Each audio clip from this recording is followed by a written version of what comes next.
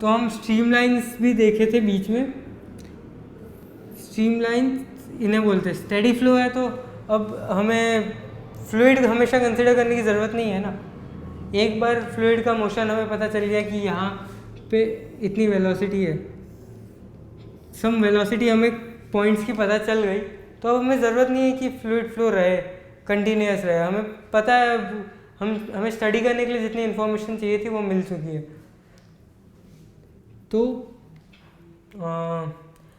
और वेलोसिटी निकालेंगे कैसे? हमने a1 v1 तो कांस्टेंट बता दिया, a1 v1 av तो कांस्टेंट बना दिया, कांस्टेंट है, av इक्वल टू कांस्टेंट है। तो यहाँ की वेलोसिटी एंड यहाँ की वेलोसिटी अगर कंपेयर करें तो यहाँ की वेलोसिटी, इसका एरिया ज़्यादा है तो इसकी वेलोसिटी कम होगी, इसका एरिया कम है तो इसकी वेलोसिटी ज़्यादा होगी। तो ये जो स्ट्रीम लाइंस है, स्ट्रीम लाइंस वो लाइंस होती है जो पाथ स्टेडी फ्लो में पार्टिकल्स फॉलो करते हैं ना। जैसे ये हमने एक पाथ बनाया, एक पार्टिकल का पाथ है, ये दूसरे पार्टिकल का पाथ है, तो ऐसे जो पाथ हमने बनाए ये पाथ को स्ट्रीम लाइंस बोलते हैं। तो अब स्ट्रीम लाइंस जितनी ज़्यादा डेंस है उतनी उसकी वेलोसिटी ज़्यादा है। अगर मैं एक ऐसा सिस्टम लूँ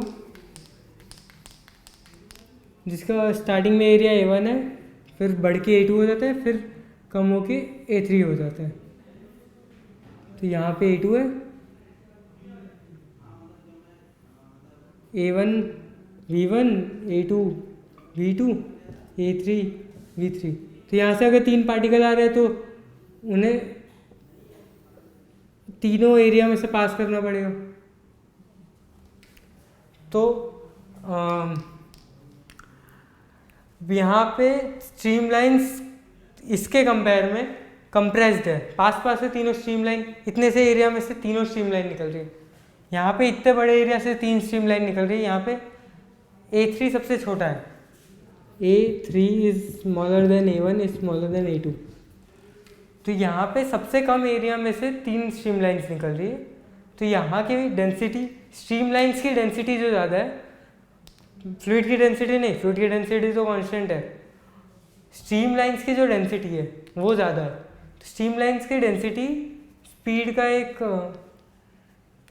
मेजर होता है। अगर ज़्यादा स्ट्रीम लाइन्स की डेंसिटी, ज़्यादा डेंस है स्ट्रीम लाइन, तो उसकी वेलोसिटी बहुत ज़्यादा है। इसकी वेलोसिटी सबसे कम है क्योंकि यहाँ स्ट्रीम लाइन एकदम लूज है, इतने बड़े एरिया में से सिर्फ 3 स्ट्रीम लाइन जा रही है। ये मीडियम है, ये एरिया बाकी दोनों एरिया के एवरेज है। तो इनमें इसकी स्ट्रीम लाइन की डेंसिटी भी एवरेज है। तो उसमें उस केस में था कि a3 a1 से छोटा था, जो a2 से छोटा था, तो इसकी वेलोसिटी का ऑर्डर होगा v2 v1 एंड v3, ये वेलोसिटी का ऑर्डर होगा। ठीक है, हम स्ट्रीम लाइंस पढ़ लिए, हमने स्टेडी फ्लो पढ़ लिया। एंड कोई भी 2 स्ट्रीम लाइन आपस में कट नहीं कर सकती है।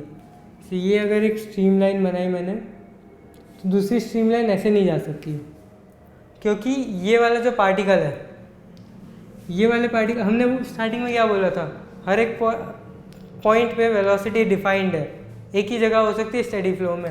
अगर एक v3 डिफाइन हो गई तो वो हमेशा के लिए v3 ही रहेगी। पर अगर मैं कोई 2 स्ट्रीम लाइन इंटरसेक्ट करवा दूँ तो इस पार्टिकल की वेलोसिटी अब कहाँ होगी? हमारे पास अभी फ्लूइड तो है नहीं, हमारे पास सिर्फ स्ट्रीम लाइन्स है। इस पार्टिकल की वेलोसिटी ये भी है और ये भी है। तो ये तो एम्बिगियस केस हो गया, ऐसा हो नहीं सकता, क्योंकि हमारी स्टेडी फ्लो की डेफिनेशन में ही ऐसा था कि पार्टिकल की वेलोसिटी एक ही डायरेक्शन, एक पॉइंट पे एक ही होगी, डिफाइंड होगी हमेशा। तो स्ट्रीमलाइंस कभी इंटरसेक्ट नहीं कर सकती। एंड पार्टिकल की वेलोसिटी को ही जोड़ के हमने स्ट्रीमलाइंस बनाई थी। मतलब ये पार्टिकल अगर ऐसे जा रहे हैं तो ये सबको जोड़ के ही तो हमने स्ट्रीमलाइंस बनाई थी ना, ऐसे स्ट्रीमलाइन बनाई थी हमने। तो स्ट्रीमलाइन अगर ये है तो स्ट्रीमलाइन से वापस पार्टिकल की वेलोसिटी के डायरेक्शन को हम निकाल सकते हैं। जो डायरेक्शन ऑफ टेंजेंट होता है direction of tangent is the direction of velocity at that point. अगर ये एक स्ट्रीम लाइन है तो इस पॉइंट की वेलोसिटी इसके टेंजेंट के अलाउंग होगी, इस पॉइंट की वेलोसिटी इसके टेंजेंट के अलाउंग होगी, इस पॉइंट की वेलोसिटी भी टेंजेंट के अलाउंग इस तरफ होगी। ठीक है, इसकी इस तरफ एंड इसकी इस तरफ।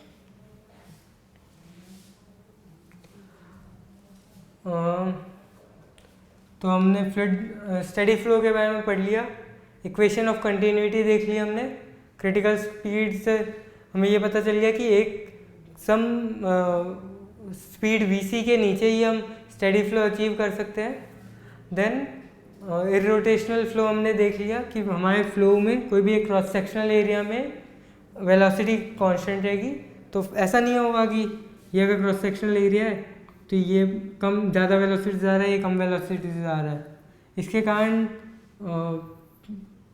जैसे वर्ल पूल्स टाइप्स बनने लगेंगे, फ्लूइड घूमने लगेगा, उसके लिए क्रॉस सेक्शनल एरिया में वेलोसिटी सेम रहेगी।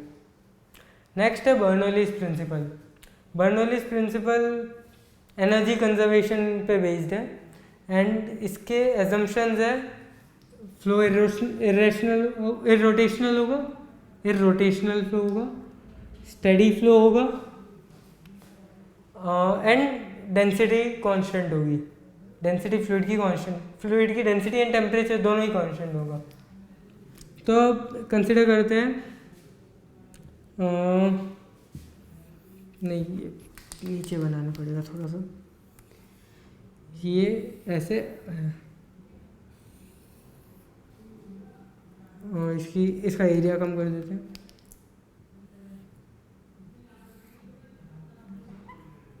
तो इसका एरिया A1 है, यहाँ पे वेलोसिटी V1 है, यहाँ पे इस एंड का एरिया A2 है और इसकी वेलोसिटी V2 है। ये एरिया फ्लो के परपेंडिकुलर है, थोड़ा सा टेढ़ा बन गया है लेकिन फ्लो के परपेंडिकुलर है। एंड यहाँ पे फ्लूइड की एंड यहाँ पे इस पॉइंट का प्रेशर P1 है, इस पे प्रेशर P2 है। ठीक है, तो अगर मैं कोई एक पर्टिकुलर स्ट्रीम लाइन चूज करूँ, ठीक है, एक पर्टिकुलर स्ट्रीम लाइन चूज करूँ, मतलब उसका एरिया इतना छोटा है, ये एरिया A1 इतना छोटा है कि इस पूरे फेस पे प्रेशर कांस्टेंट है P1 है एंड ये भी एरिया A1 से तो ज़्यादा है लेकिन इस पूरे फेस पे प्रेशर P2 है। तो ये बीच का जो फ्लूइड है इस पर फोर्स लग रहा होगा क्योंकि दोनों साइड अलग अलग प्रेशर है। अपन मान लेते हैं P1 is greater than P2, P1 greater than P2। तो इस तरफ से फ्लूइड उस तरफ उसको फोर्स लगा रहा होगा फ्लो करने के लिए। तो वर्क कितना होगा? वर्क होता है work is equal to force into displacement, इसका इंटीग्रल होता है, ये वर्क होता है। पर यहाँ पे फोर्स कितना होगा? Pressure into area. तो इस पॉइंट का प्रेशर P1 है, P1 इंटू A1, ये यहाँ से फोर्स लग रही होगी P1 A1। उस तरफ से हमेशा प्रेशर के कारण जो फोर्स होता है वो एरिया के परपेंडिकुलर लगता है, बॉडी की तरफ लगता है, बॉडी को बाहर नहीं खींचता। तो इस तरफ से फोर्स इस तरफ लग रहा होगा, तो दूसरे साइड से फोर्स कितना होगा? P2 A2। एंड फ्लूइड का डिस्प्लेसमेंट कितना होगा? dt टाइम में A1 V1 dt, नहीं सॉरी V1 dt। वेलोसिटी जितनी पॉइंट पे पार्टिकल की जितनी वेलोसिटी है इनटू हम dt टाइम के लिए कैलकुलेट कर रहे हैं, तो dt टाइम में जितनी लेंथ कवर हो तो डिस्प्लेसमेंट हो जाएगा V1 dt। और दूसरे साइड से फोर्स लग रहा है अपोजिट डायरेक्शन में P2 A2 V2 dt। नहीं सर, ये वर्क डन है, फोर्स नहीं लगा, ये टोटल तो वर्क डन हो गया ना, अपन dl से भी मल्टीप्लाई कर दिए। ये वाला जो पार्ट है ये dl है एंड ये फोर्स है, इसमें ये एंड ये, तो ये नेट वर्क डन हो गया is equal to change in mechanical energy. तो चेंज इन मैकेनिकल एनर्जी कितनी है, अगर इस लेवल को मैं 0 ग्राउंड लेवल मान लेता हूँ, तो ये लेवल h हाइट पे मान लेता हूँ, h हाइट पे ये एक पर्टिकुलर स्ट्रीमलाइन मैंने कंसिडर की है, तभी उस पॉइंट का प्रेशर कांस्टेंट है ना। एक पर्टिकुलर स्ट्रीमलाइन में हम ये कैलकुलेशन कर रहे हैं, तो प्रेशर कांस्टेंट P1 ले लिया हमने और साइड P2 ले लिया। तो अगर इस बेस लेवल से ये पॉइंट h हाइट पे है, तो इस पॉइंट की पोटेंशियल एनर्जी हो जाएगी mg इंटू 0, कि हमने इसी को बेस लिया। उस पॉइंट की पोटेंशियल एनर्जी हो जाएगी mgh। तो work done is equal to change in mechanical energy, पहले तो पोटेंशियल एनर्जी बढ़ी m into g into h।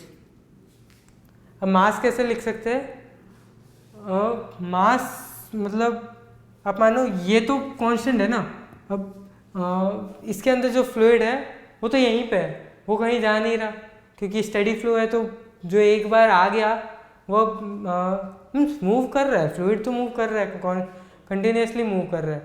पर हम ऐसे सोच सकते हैं ना कि अब इस पॉइंट की V1 है, हमेशा V1 है, तो हम मान सकते हैं कि यहाँ जो पार्टिकल्स आ रहे हैं, इस एंड पे जो पार्टिकल आ रहे हैं, यहाँ पार्टिकल भरे हुए हैं सारे, जैसे पूरे पार्टिकल से भरा हुआ है, ठीक है। अब यहाँ कोई नया पार्टिकल आएगा, यहाँ कोई एक नया पार्टिकल अंदर आएगा, तो जितना वॉल्यूम ये पार्टिकल ऑक्यूपाई करेगा उतना वॉल्यूम इन्हें यहाँ से बाहर फेंकना पड़ेगा। तो एक पार्टिकल मानूंगा, तो यहाँ से एक पार्टिकल अगर आया तो उसे एक पार्टिकल वहाँ से फेंकना पड़ेगा। यहाँ पार्टिकल की वेलोसिटी v1 थी, यहाँ से जो पार्टिकल निकलेगा उसकी वेलोसिटी v2 है। तो मैं ऐसा मान सकता हूँ ना कि यहाँ के पार्टिकल अंदर फिक्स है, एंड ये जैसे यहाँ घुसा v1 से, वहाँ से v2 से निकला, मान लेते हैं इसी को यहीं से वहाँ तक गया। मीन्स ऐसे तो पार्टिकल एक दूसरे को धक्का देके अगला पार्टिकल यहाँ का नेक्स्ट पार्टिकल जा रहा होगा, लेकिन क्योंकि स्टेडी फ्लो है उसको रिप्लेस कर दिया जाएगा। अगर मैं इसको थोड़ा साफ बनाऊं तो ऐसे पार्टिकल्स की एक चेन होगी जिसकी अलग अलग वेलोसिटीज़ होगी। यहाँ v1 है एंड इसकी v2 होगी।